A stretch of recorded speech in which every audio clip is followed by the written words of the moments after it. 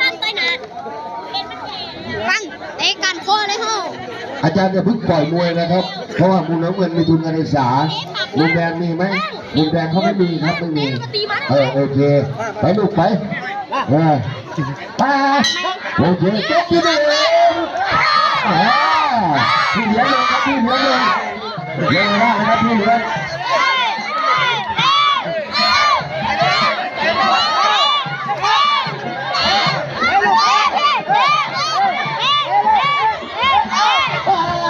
ไม่พอเป็นบาทหรือว่าการตีมาแล้ว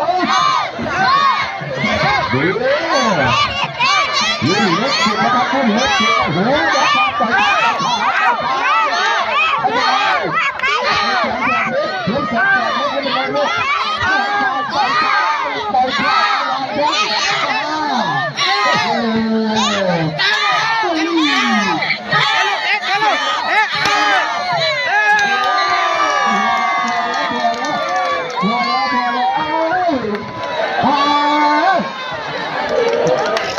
ไปเก่งครับวันนี้อะไรโห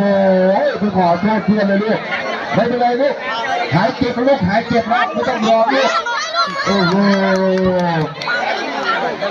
สอนสมานชัยนี่มาจากไหนเนาะคนนี้มาจากไหนครับนี่สุดยอดเก่งเลยแม่มาท่านบอดี้เก่งเลยพอเลยเก่งเลยแม่